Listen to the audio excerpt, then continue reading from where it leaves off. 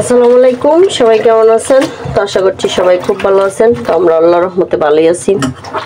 তো দুপুর হয়ে গেছে, তো দুপুরে রান্না বান্নার জন্য রান্না করে আসলাম। তো আজকে কি রান্না করব বলি। আজকে রান্না করব হলো পুঁটি মাছ ঝিঙ্গা দিয়ে। ঝিঙ্গা বের করছি, পুঁটি মাছ ঝিঙ্গা দিয়ে রান্না করব। আর এই যে কলার মোচা, এটা ভাজি করব। এটা প্রথমে ধুয়ে তারপর ভাপ দিয়ে নিব। ভাপ দিয়ে নিলে হয় কি, দেখা গেছে এটার যে একটা কষ সেটা বেরিয়ে যাবে। তো ধুয়ে পরিষ্কার করে নিই। আর এগুলো 2-3 দিন আগে আনা ছিল, ফ্রিজে রেখে দিয়েছিলাম। কলার মোচাটা কালারটা একটু হয়ে গেছে, যে কালার নষ্ট হয়ে গেছে। তো এগুলো এখন ভাপ দিই, ভালো করে ধুয়ে পরিষ্কার করে ভাপ দিয়ে তারপর ভাজি করব। আমি ভাপ দিয়ে ব্লেন্ড করে তারপর ভাজি করব। আর ভাতও বসায় দিব, 12টা বেজে গেছে। আর গরমের জন্য রান্না করে মানে দাঁড়ানোই যায় না, এত গরম। তারপর তো সব কিছু কেটে কুটে এই যে রেডি করে ফেলছি। আর থোরগুলো আমি যে ভাপ দিয়ে নিছি লবণ দিয়ে, এটা ভাজি করব। এটা ব্লেন্ড করব, ব্লেন্ড করে তারপর ভাজি করব। আর এখানে যে পুঁটি মাছ হলুদ মরিচ মাখিয়ে রাখছি, লবণ মাখিয়ে একটু হালকা ভেজে তারপর ঝিঙ্গা আর যে কাঁঠালের বিচি দিয়ে তরকারি রান্না করবো। মাছগুলো একটু হালকা ভেজে নেই। ফ্রিজের মাছ দেখা গেছে না ভেজে রান্না করলে ভালো লাগে না। আর আজকে বাহিরে রোদ তেমন নাই, তারপরও প্রচুর গরম। রোদ না থাকলেও গরম কমে নাই। কারেন্ট চলে গেছে মাত্রই। চারিদিক দিয়ে ভাতও বসাই দিয়েছিলাম, যে ভাত হয়ে গেছে। তো মাছগুলো হালকা একটু ভাজি। তো মাছগুলো ভালোভাবেই ভেজে নিছি, হালকা না, একটু ভালো মতনে ভাজছি। তো পুঁটি মাছ তো ভেঙে যাবে, সেজন্য ভাবলাম একটু ভালো করেই ভাজি। আর মশলাটা হলুদ মরিচ ধনিয়ার গুঁড়া আর সামান্য একটু জিরা গুঁড়া রসুন বাটা সব কিছু দিয়ে মশলাটা ভালোভাবে কষায় নিলাম। এখন ঝিঙ্গা আর কাঁঠালের বিচি দিয়ে দিলাম। ঝিঙ্গার মধ্যে দেখা গেছে বেশি পানি লাগে না, এমনিতে আস্তে আস্তে ঝিঙ্গা থেকে যে পানি বের হয় এটাতে তরকারিটা সিদ্ধ হয়ে যায়। তো ভালো মতন কষায় নিই, কষায় তারপর মাছগুলো দিয়ে চুল দিয়ে দিব। আর এদিক দিয়ে কারেন্ট চলে গেছে, তো এগুলো পাটাই বেটে নিব। এখন বেটে তারপর ভাজি করব। চিংড়ি মাছ দিয়ে ভাজি করলে ভালো লাগতো, তবে সানির আব্বু তো অ্যালার্জির জন্য দেখা গেছে চিংড়ি মাছ খাবে না, সেজন্য এভাবেই স্বাভাবিকভাবেই করবো।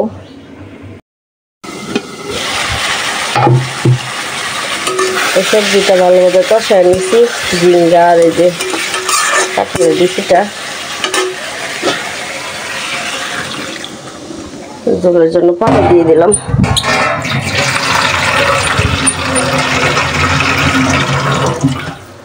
ঝিঙ্গার তরকারিতে বেশি পানি লাগে না, তো আন্দাজ মতোই দিব। মাছ দিয়ে দিলাম, আর পানি দিব না, যতটুকু পানিতে তরকারিটা আমার হয়ে যাবে। তো কাঁঠালের বিচি দেওয়ার কারণ হচ্ছে বছরের প্রথম নতুন নতুন কাঁঠালের বিচি দিয়ে তরকারি রান্না করলে ভালো লাগে, সেজন্য দিলাম। তো কাঁচামরিচ দিয়েছিলাম আগেই। আর এখানে যে পাটায় বেটে যেগুলো ব্লেন্ড করে নিছি, এগুলো আমি ভাজি করব। তরকারিটা হওয়ার পর তরকারি কি অবস্থা দেখি। তরকারিটা আমার হয়ে গেছে, এরকম একটু ঝোলঝোলি থাকবে। নামিয়ে ফেলবো। তরকারি কালারটা খুবই সুন্দর আসছে। আর এখন যে থোর ভাজিটা করে ফেলবো, কলার মোচা থোর যাই বলে আর কি। প্রচুর গরম লাগতেছে, আর গ্যাসের চুলা অন করলে দেখা গেছে ঘুমের ভিতরে অনেক গরম লাগে, এমনিতেই তো গরম। তরকারিটা রান্না করা শেষ, নামিয়ে ফেলি। তো পুঁটি মাছের তরকারিটা নামিয়ে কলার থোর ভাজিটা বসাই দিলাম। পেঁয়াজ মরিচ কাঁচামরিচ তারপর আবার রসুন সব কিছু দিয়ে দিলাম।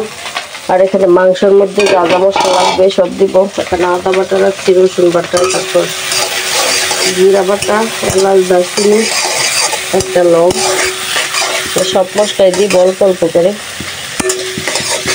এটা যেহেতু নিরামিষ রান্না করবো সেজন্য এভাবেই করবো। আর এইভাবে আপনারা রান্না করে কলার মোচা ভাজি করে খেয়ে দেখবেন, মানে অনেক ভালো লাগে। এখানে ছোট একটা থোড় ছিল আমাদের গাছের ফিশারিতে লাগানো, তো ওটা আমি ওই দিন গেছিলাম নিয়ে আসছিলাম। তো একদম বেছে টেছে সুন্দর করে আর ভাত দিয়ে পাতায় বেটে তারপরে যেভাবে নিয়েছি। আর এখন সব মশলাগুলো দিয়ে দিব, এলাচ, দারচিনি আর এই যে একটা লং।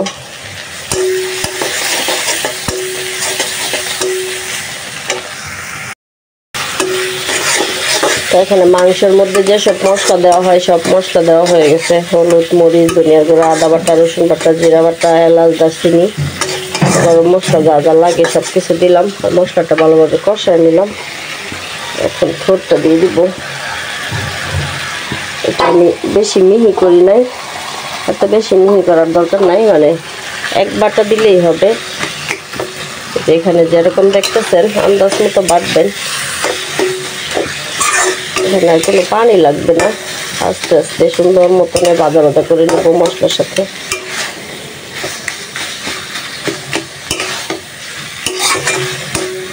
এভাবে কলার থোড় ভাজি করবেন। আর চিংড়ি মাছ দিলে তো আর বেশি ভালো লাগে। তো চিংড়ি মাছ আজকে আমি দিই নাই, দেখা গেছে সানির আব্বু খাবে না, সানির আব্বুর শরীরের মধ্যে প্রচুর অ্যালার্জি, তো রান্না করলে চিংড়ি মাছও খায় না। তবু চিংড়ি মাছ কিনে নিয়ে আসছে ওই দিন ছেলেদের জন্য, এই জন্য চিংড়ি মাছ দিই নাই, ও খাইতে পারবে না। আস্তে আস্তে অল্প আছে, এটা হালকা হালকা হালকা করে ভেজে নিব। কলার থোড় বা মোচা ভাজি যাই বলেন না কেন, এটা হয়ে গেছে।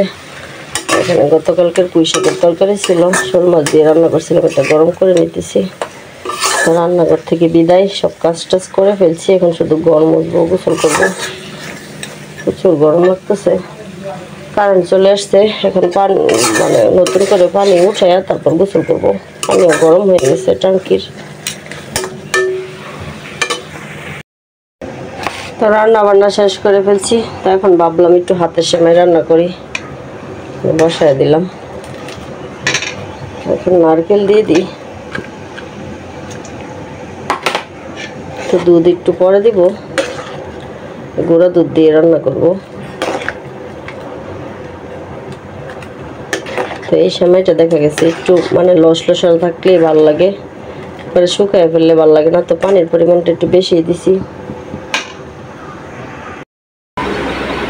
গোসল নামাজ শেষ করে আসলাম, খাওয়া দাওয়া করবো। দেখেন বানর চলে আসছে, দেখেন কি করতেছে, কারেন্টের তারের মধ্যে একদম লাফালাফি শুরু করে দিছে। এগুলোর জন্য কিছুদিন পর পর দেখা গেছে কারেন্টের ডিস্টার্ব দেয়। অবস্থা যে গাছের কাঠল গাছের মধ্যে আরো আছে।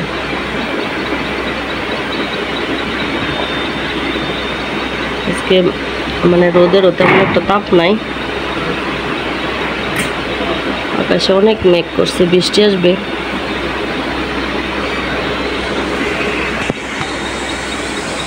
দিনের অবস্থা খুবই ভয়াবহ, মনে হইতেছে বৃষ্টি পড়বে, তবে বাতাস নাই, কেমন যেন একটা আটকা ব্যবসা, গরম।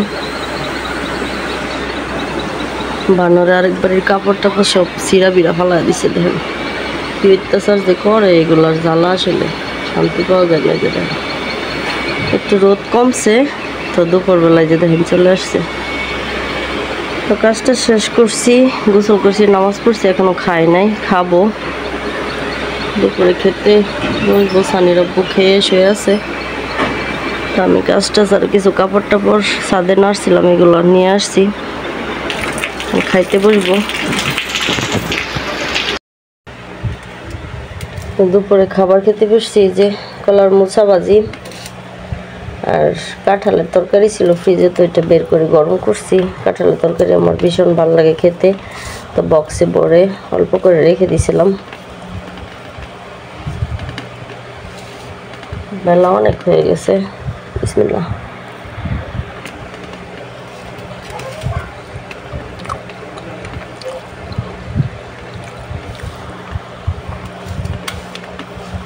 মুচা দেখা গেছে এভাবে ভাজি করলে সাথে চিংড়ি মাছ দিলে তো আর বেশি মজা হয়। তো আজকে তো আমি চিংড়ি মাছ দিই নাই, খানের আব্বুর জন্য খাবে না।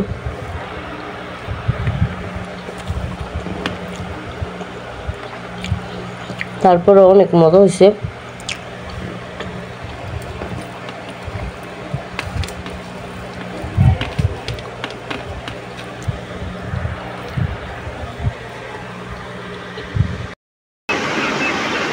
তো এখন সময় হচ্ছে বিকাল 6:30। দেখেন আকাশের অবস্থা এতটাই ভয়াবহ, প্রচুর মেঘ করছে। মনে হইতেছে এখনই জব জব জব জব করে বৃষ্টি নেমে পড়বে। আর বাতাসও ছেড়ে দিছে। যে দেখেন গতকালকে মানে রাত্রেবেলা এত বাতাস হয়েছে, মনে হয় গাছপালা মানে একদম বাইঙ্গা চুইরা একদম সব কিছু নষ্ট হয়ে গেছে অনেক জায়গায়। তো আজকে ওই যে দেখেন আকাশের অবস্থা খুবই মেঘলা, কালো অন্ধকার হয়ে গেছে, কারেন্টও চলে গেছে, বাতাস থাকতেছে এখনই। তো গতকালকের মতো মনে হইতেছে আজকে ওই অবস্থাই হবে। তো গতকালকে বাতাস ছিল, প্রচুর বাতাস, আর বৃষ্টি হয় নাই। তো দুপুরে খাওয়া দাওয়া শেষ করে একটু শুয়েছিলাম। তো দিনের এই অবস্থা দেখে উঠলাম। আর বৃষ্টির আসার আগ মুহূর্তটা আমার কাছে খুবই ভালো লাগে। এই যে দেখেন দিনের যে কি কন্ডিশন, আজকে মনে হইতেছে মানে ঝড় তুফান একসুট হয়ে যাবে। তো এরকম মেঘলা দিন কার কার কাছে ভালো লাগে কমেন্ট করে জানাবেন। আমার কাছে তো ভীষণ ভীষণ ভীষণ ভালো লাগে। যে বাতাস শুরু হয়ে গেছে আর আকাশের এরকম একটা অবস্থা, মানে এই সময়টাতে বাইরে বের না হয় ভালো। এই যে ঝড় তুফান শুরু হইতেছে, প্রচুর বাতাস ছাড়ছে, মনে হইতেছে গাছপালা একদম ডাইঙ্গা চিড়ে যাবে।